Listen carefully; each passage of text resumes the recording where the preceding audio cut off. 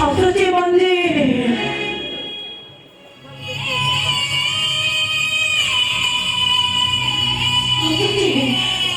아직은 문제가 되지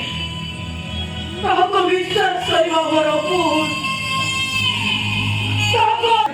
Tuan Dautu. Kias.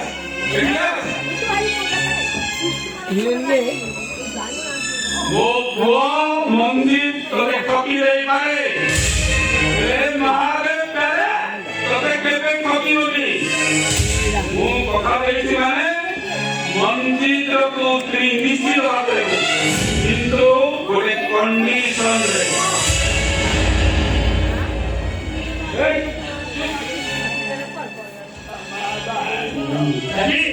आपण एमपीला मुस्लिम आहे एकाला भाषण आपण भाषण चिंता करी बसत अरे तू तर खाली तो वर्तमान কথা ভাবুଛୁ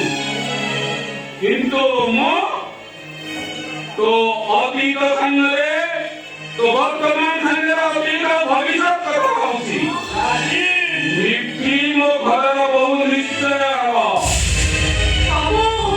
अरे बाबू नुहे ମା ବାବୁ नुहे गाड़ी गाड़ी बोली डाके মা गाड़ी बोली डाक कोणी बाबू गाड़ी केवळ गाड़ी बोली डाके মা गाड़ी बोलला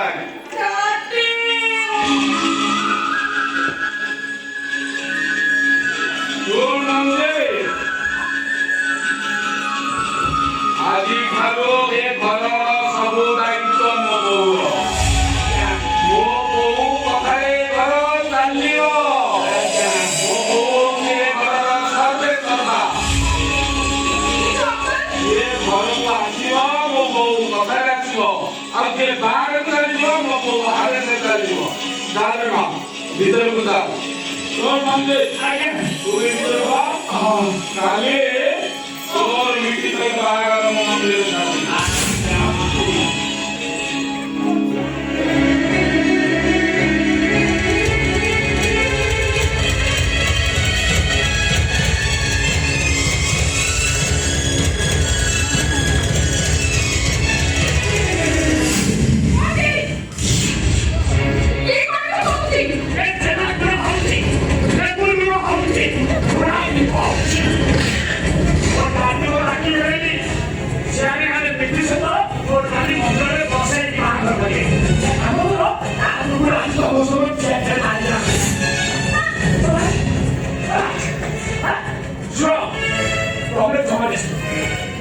ମୋର ବ୍ୟାଟି ମତେ ତା ସହିତ ବାହାଘର ନେଇଥା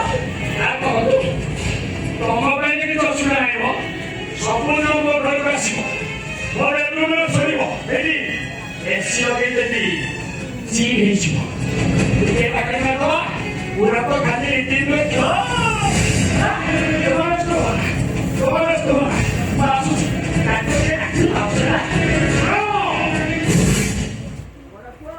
ମୁଁ ବାଇଆ ବସା ମତେ କରିବନି ଜମା ଭରସା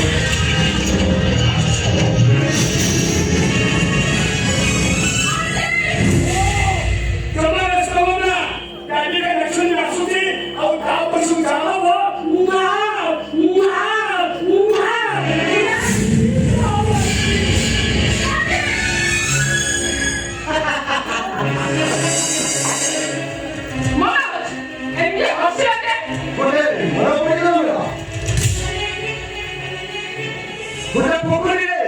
କଇଁଚ ରହୁଥିଲା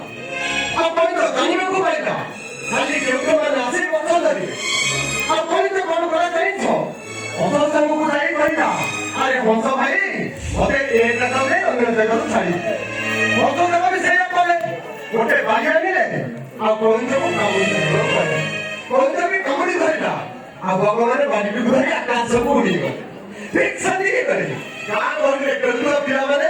ହସି ଦେଇ କହିଲେ ଆରେ ଦେଖ କଇଁଚଟା କେମିତି ଆକାଶରେ ଉଡୁଛି ଆଉ ତୋର କଇଁଚ ଜାଣିପାରେ ରାଗି ଯାଇ ପାଟି ଖୋଲିଯିବ ସିଧା ପଡ଼ି ମଲା ସେଇଥିପାଇଁ କହୁଛନ୍ତି କଇଁଚ କେବେ ବସାଇ ପାରେ ନା